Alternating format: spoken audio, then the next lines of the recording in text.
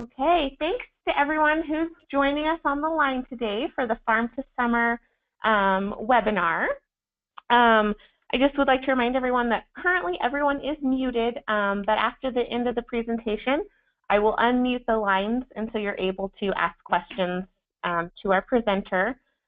And if you do think of a question in the middle of the presentation and you want to make sure you ask it, there is a chat box at the bottom of your control panel that you can type into, and I will be monitoring those throughout the webinar. So if you think of something and don't want to forget it, you can feel free to add it to that chat box, and we will make sure that it gets addressed.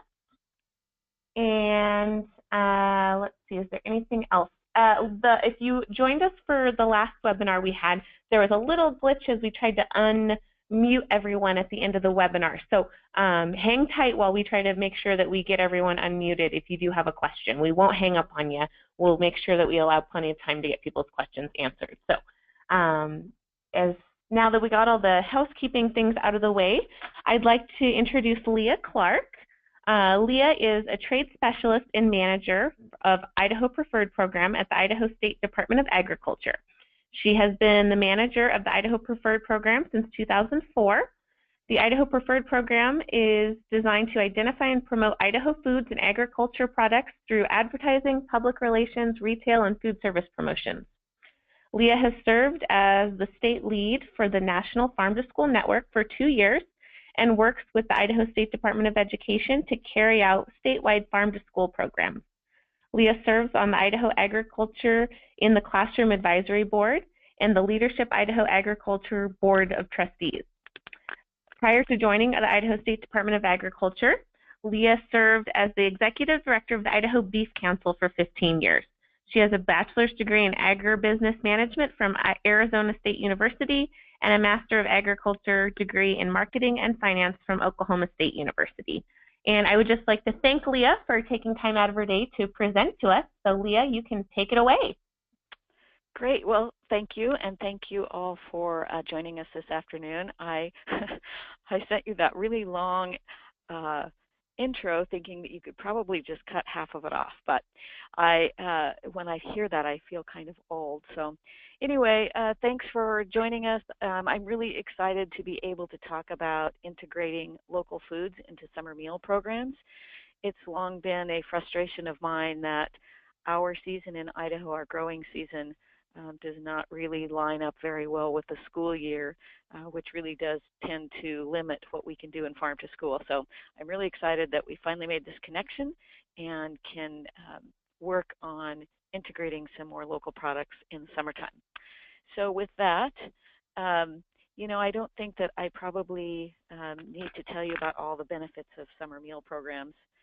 By being a sponsor of these summer nutrition programs, you're really ensuring that children have access to healthy food and that they at least get 1 meal per day for some, and for others, obviously, it's going to help to stretch their family's food budget. And perhaps for some of you or your staff, it does provide some year-round or at least added time for employment. You know, farm to school, some of you are new to farm to school as a concept, and some of you may not be, but just on a very basic level, farm to school, remember, it's just a concept, it's a practice, it's an effort to incorporate local agriculture into your programs. It's not really a structured program with specific rules and sign-ups and applications. It can really be any or all of these different components. It can include local foods on the menu. It can include ag education in the classroom. It can include some hands-on learning through farm tours or field trips or farmer visits. And it could even include school gardens. So it's very broad, but on the other hand, it's also very flexible. So today we're going to focus primarily on local foods because that's really kind of my piece of this pie. I work to increase the use of local foods through retail and food service channels, and schools and summer programs are a perfect market for local problems or local products, especially our seasonal produce. So summer programs really are a pretty natural fit for integrating local products into meal programs. And like I said before, it really is due to the fact that it's peak harvest season for Idaho. So it provides some great opportunities to serve some new and different foods that you can get other than you can get any other time of the year. And we'll talk about those specifically in just a bit. It's also a great time, I think, to expose children to growing foods, whether it's through a school or a community garden, or maybe it's an educational project where they plant a seed, or maybe even it's a grower coming to a feeding site to talk to kids. So from my perspective, at the Idaho Preferred, it's also an opportunity for our member growers, our smaller growers, to be able to connect with some summer feeding sponsors and perhaps to be able to provide them with products and a new market, and maybe set the stage for them to be able to grow and continue to be economically viable. Obviously, local seasonal produce can really help expand options for meeting your fruit and vegetable nutrition guidelines. It can provide opportunities for children to taste some fresh fruits. But I also think that there is a little bit more flexibility in the summer, and perhaps you have a little more time or fewer mouths to feed, or for some people they have some additional volunteer help. So it allows maybe some experimentation with preparation techniques and use of products that you might otherwise not be able to use fresh. Perhaps you use the same product, but it's frozen or canned. And great examples might be peaches or pears or green beans or sweet corn, all things that we grow here and harvest in the summertime that most children will eat. Now, maybe not the green beans, but at least the peaches and pears and the sweet corn. And so I really think that it does allow a little bit more flexibility. And because it is peak season, oftentimes prices for these fresh local products are very competitive with what you may be purchasing through your regular procurement.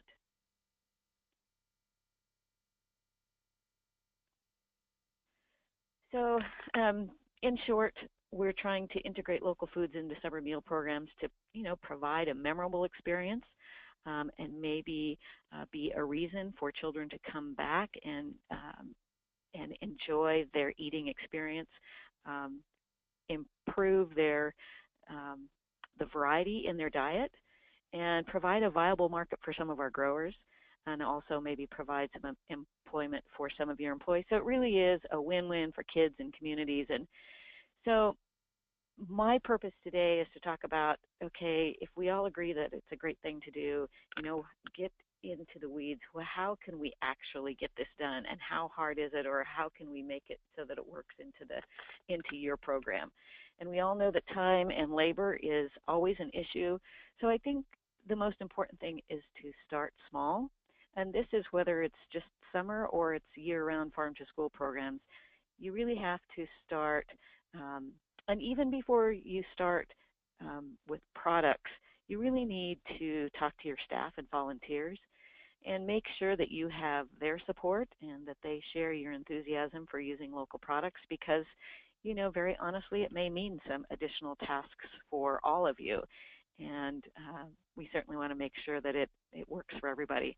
And then do start small, maybe make just a few changes in your menu.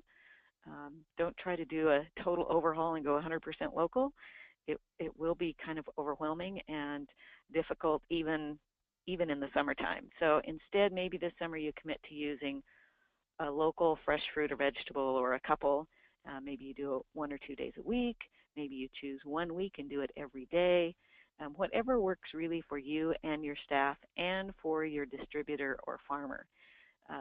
Here's just a little excerpt from a menu from a school. This is a couple of years old, but they decided to do local fruit each day for 1 week, and this was actually in September. So the products available were a little bit different, but you can see the rest of the menu is pretty much the same. They've just taken out what might have been a canned or frozen, or maybe a banana or an orange, and substituted a local product. And we're going to focus today, I think, on fresh because of the season, but remember that there are a lot of other Idaho foods that you can use that also benefit local growers, like local dairy, local meats, local breads. Um, but we want to talk, because it's summer, we really want to talk more about what's available on the fresh fruit and vegetable side. So this is one of the resources that we make available. It's called the Fresh Fruit and Vegetable Calendar. I hope that many of you have seen this. This is actually poster sized and laminated, and each column, represents a different month of the year. So if you look at the months of June through September, you'll see why we say it's peak season. Look at the number of products available that are grown in Idaho. And I think often people forget about seasonality and seasons. We're pretty spoiled. We can go to the grocery store in December and find strawberries. So we assume strawberries are grown year-round. And they probably are somewhere in the country or in the world, but not in Idaho. Basically, if you can't see the soil because it's covered in a foot of snow, we're not harvesting strawberries or cherries or any of these other wonderful things that you see on this chart. And we really do need to start thinking a little bit more seasonally. And I have to tell you, I get calls or emails every winter from someone who says, I saw on your website, Idaho is 5th in the nation in cherry production. Where can I get them? I want to make a cherry pie for Thanksgiving. And I have to tell them that, when you look at those cherry trees out there, there aren't too many leaves or cherries on them. So please enjoy cherries, but do it in June and July. But then on the other hand, we'll also get people saying, how can we have apples in January? The trees are bare and the snow is ground and I don't see any apples on the trees. Well, apples, as are potatoes and onions, are available almost year-round. But it's not because they're harvested, obviously. It's just because that these products are stored and store well. So, it's not a joke. They're actual calls, but I think it demonstrates the need to do a better job of educating people, and that begins with children, about agriculture and seasonality and how things grow, and that really everything does have a season when it comes to fresh produce. So when we look at the months that summer programs are in place, you'll see that we have some pretty good lists here of what I would consider are pretty kid-friendly. In June, strawberries, greens, peas. Not that kids really enjoy peas as garden peas, but most of them enjoy sugar snap or snow peas. And at the end of June, we'll start into cherry season. And we always figure that we will have fresh cherries by the 4th of July. So that kind of goes into the month of July, and then cherries are joined by apricots and berries and sweet corn and green beans. And we grow some awesome melons. Cucumbers, squash, tomatoes, carrots, so that it just continues to grow as the season goes on. And then in August, you can add peaches and nectarines and plums and table grapes. So there really is a wide variety of products to choose from. And I would say that we really don't have a lot of large commercial growers of things like strawberries and peas.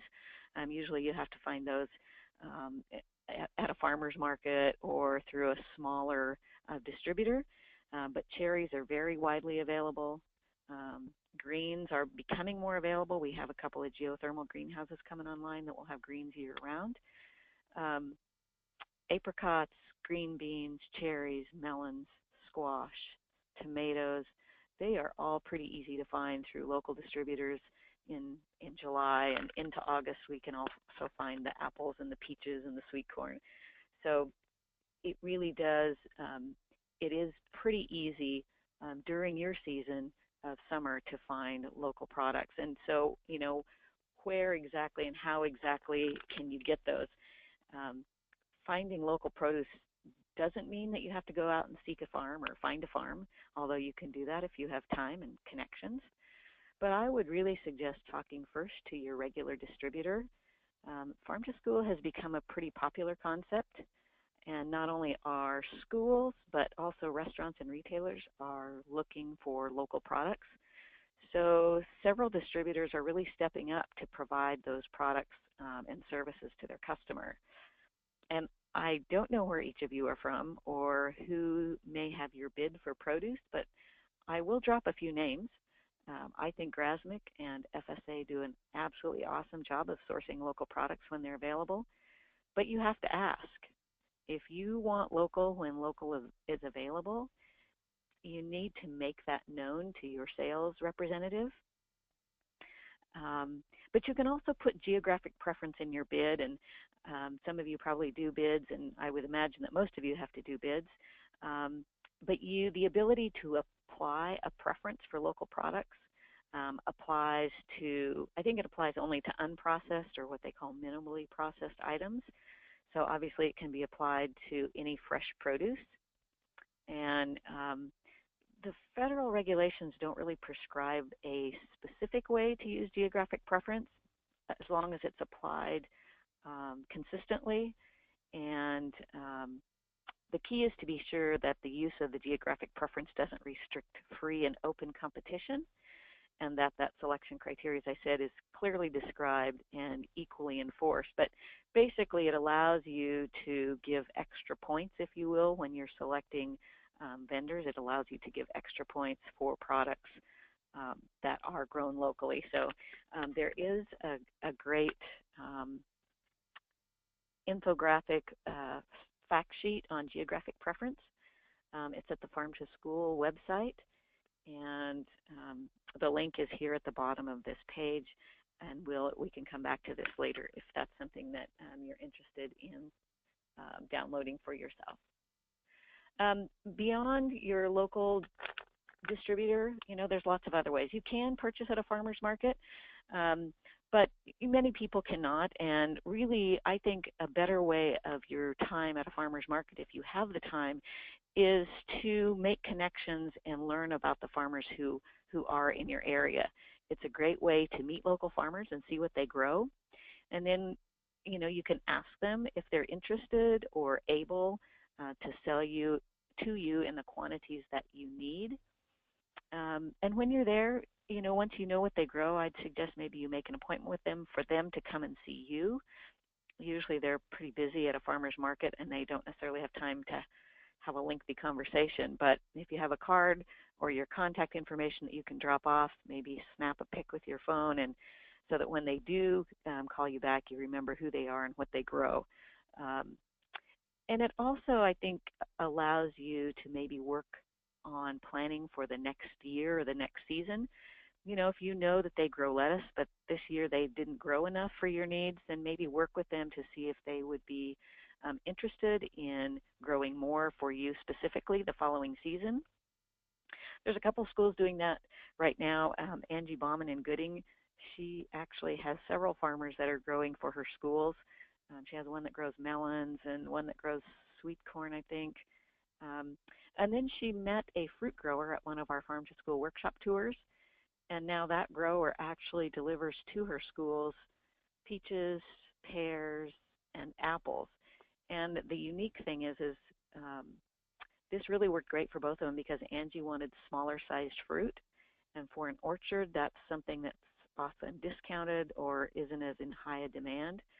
So they were able to, the orchard was able to find a market for that product. Angie was able to find the right size fruit, and price-wise, it worked for both of them. So I really think that there's some opportunities to make some of those individual connections in your own communities.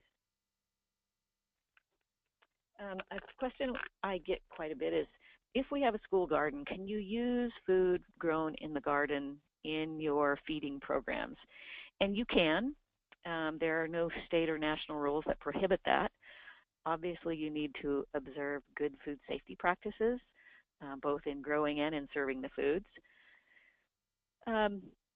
Most times the garden really can't produce enough to serve all the children that you have to feed, but it's a great product for doing taste tests or doing snacks or, those types of things. This up in the corner, here's a little excerpt from a USDA fact sheet on school gardens, and it clearly states and encourages actually the use of school gardens for produce. School gardens also serve as a great learning tool, and if you have a volunteer or a master gardener or some FFA students who want to do a school garden, it really is a great tool for summer feeding, because the biggest obstacle for most school gardens is that usually there's nobody at the school during the summer to water and care for the garden, and most of the harvesting needs to be done in the summer. And those kids who planted the garden before they left school aren't there any longer to take care of that. So if you have that opportunity to find a volunteer or a student, it really is a fun way to integrate some very locally grown, some garden produce into your summer feeding program. As I said earlier, Farm to Summer, Farm to School isn't just about local produce. We're kind of focusing on that now, but there's a lot of products that you can do year-round. This is another poster we have that just incorporates more of the non-seasonal products that are produced in Idaho. You'll see that June through September are still the biggest lists, obviously due to the produce. But even now in March, you could be serving local foods like tortillas or yogurt or potatoes or trout or beans and lentils. There's just a lot of options out there. And by the way, I will have at the end of this presentation, I'll leave my email address up for a while as we answer questions, and that way if you want any of these resources you're seeing, you can just drop me a note, and I'll be glad to get those out to you. I really hope that if you're going to go to all this work to integrate some local foods, that you make sure you toot your own horn.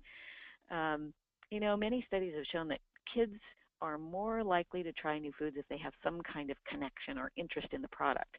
So if you can let them know something about the product, it really does help. If they've grown it, or they've studied about it, or they've heard about it, or maybe they met the farmer, they're much more likely to try a food than if it's just something new to them that they've never seen before. They're going to leave it on the tray and probably dump it. So it's a great way to get the kids to eat more and try more, but it's also a great way to show parents and teachers and administrators and whoever else is coming to your summer feeding sites what you're doing to bring fresh local foods to your menu. And we'd be glad to help. This poster that you see, the picture in the upper right-hand corner, is actually a big poster that is a standalone. It's on like foam core with an easel back, so it stands, it's self-standing. And then down in the right-hand corner is a little clear plastic pouch. And then so in there you can just slide in an 8.5 by 11 sheet of paper that just talks about what you're serving that's local that day. And then, if there's other things that you need over in the bottom left-hand corner, that was actually down in Gooding as well, and she just took a little sign that we had and wrote on it with marker that said, eat this salad, it was grown in Gooding. So it can be as simple as that, or if there's specific things that you would like and you want to know how you could source those, let us know, and we would certainly be glad to help if we can. So when we talked about before the different components of Farm to School, one of the things that we've kind of talked about local foods, but one of the other things is food and ag curriculum. I hope that these posters look familiar to you. If you have a place to display these wherever you're doing your summer feeding, we would be glad to get you a second set if you need one, or a new set if you need one. It's great even if you don't post them all. I know some people just post them all at once, but if you've got watermelon on the menu, then post this melon poster, and it does help to make that connection. And sometimes it isn't quite as overwhelming as if there's only one to look at, as if I think we have 26 of these now. And so if you would like to receive another set, again, you just have to let me know, and we provide those sets of 26 now. They're in total sets, and we provide those free of charge for schools and educational facilities. So one of the things that kind of came up as a result of Angela's Summer Food Service Program partner meeting a few weeks ago, we really saw that there was a lot of interest in Farm to Summer programs. And as a result of some of the conversations that we had there and some enthusiasm from some of the schools that were there, we're going to try to pilot a program this summer, and the working title, I guess, would be Idaho Agriculture Farm to Summer Celebration. That's kind of long, so we may have to shorten that. But our plan is to work with 6 or 8 sites that signed up at the meeting and design a fun and educational event. Our vision is that on the day of this celebration at a site that there would be a Idaho-centric meal served, that there would be some kind of a fun educational event. So we would have an educator there who would come in early, set up an ag-related display that kids could engage in as they wait in line or after they eat their meal, and then that there would be some sort of demonstration or hands-on activity about food and agriculture. Maybe it's going to be something like planting seeds, doing a garden in a bucket, ice cream in a bag, a live animal demonstration, something that can really get kids excited, hopefully hands-on, because we want it to be fun, and we want it to be educational, and we want it to be memorable. And then finally, that the kids, when they leave, would get to take home a bag that would have a variety of fresh local fruits and vegetables. So we are working on some funding sources now, and I think that probably won't be a problem. We will probably end up hiring an intern to do that this summer, someone who's been involved in agriculture either through 4-H or FFA. Maybe it's a student that's going to school to be an ag teacher that would actually be the person coming on site and putting this program together. And we hope, if it's successful, and by successful, not only that the kids that are there enjoy it, but maybe it's going to increase attendance that day. If the food providers enjoy it, and they see value in it, that it's something that we could expand and offer to a limited number of schools the following year, and continue to make it available to more and more schools as we go along. So we'll see how that works. There was a lot of enthusiasm, as I say, at the meeting the other day. So we look forward to that new project that's coming along. I think, too, it'll help us to learn a lot about what works and what doesn't. What products do kids like? What do they not like? Which fruits worked?